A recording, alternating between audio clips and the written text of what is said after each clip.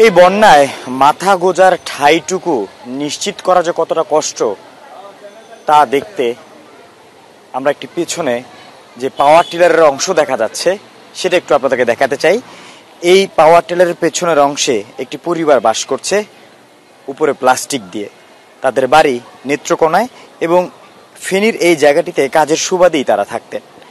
আমরা একটু সেই পরিবারের সাথে কথা বলেছি এবং তাদের কাছ থেকে যে তথ্যগুলো জানতে পেরেছি, তারা টানা 5 দিন ধরে এই পাওয়ার টিলারের যে পেছনের অংশটি রয়েছে সেখানেই তারা বাস করছেন এবং তাদের ঘরের যে প্রয়োজনীয় জিনিসপত্রগুলো রয়েছে সেই জিনিসপত্রগুলো তারা সাথে নিয়ে এসেছেন এবং সেই ট্রাকটিতে রেখেছেন এবং সেই ট্রাকেই ছোট একটি সংসার আপাততর জন্য তারা সাজিয়েছেন।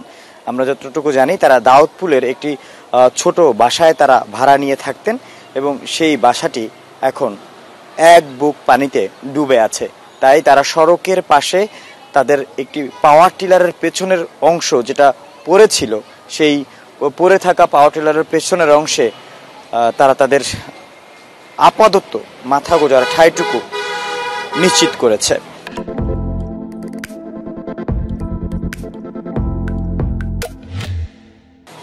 আমরা একটু যদি দেখাই তাদের পাওয়ার টিলারে আসলে তাদের কি কি জিনিসগুলো নিয়ে এসেছেন ঘর থেকে, সেই দৃশ্যটা একটু দেখবেন।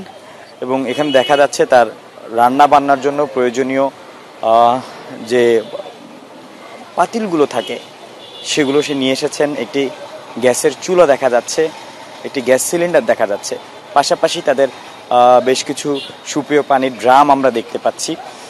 এইগুলোই তারা কোনোভাবে থাকার জন্য অর্থাৎ জীবন বাঁচাতে এই খাওয়া দাওয়া এবং প্রয়োজনীয় কাপড় যেগুলো প্রয়োজন সেগুলোই তারা নিয়ে এই পাওয়ার টিলারে রেখেছেন।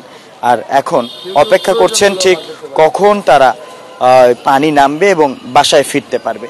আমরা একটু কথা বলতে চাই আপনার সাথে এবং আমরা জানতে চাই এই 5টা দিন আসলে কিভাবে কাটাচ্ছেন এই ট্রাকটার মধ্যে। 5টা দিন অনেক কষ্ট কাটতেছে, কিন্তু গোসল নাই, খাওয়া নাই, দাওয়া নাই, দাঁত ব্রাশ করা নাই, একটু বিশুদ্ধ পানি নাই, প্রস্রাব পায়খানা করার অনেক কষ্ট হইতেছে।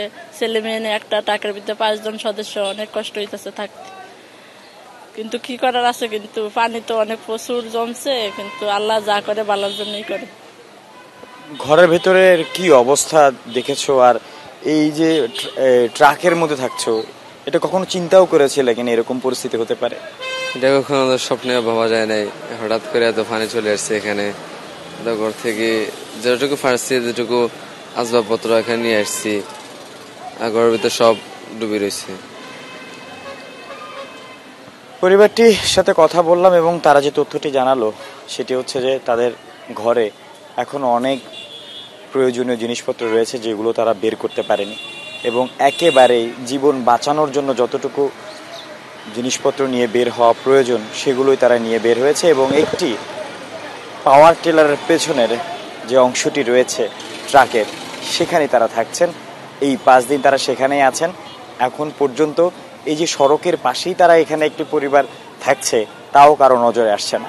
এই সময়টিতে এমন অনেক পরিবার রয়েছে, বিভিন্ন জায়গায় থাকছে।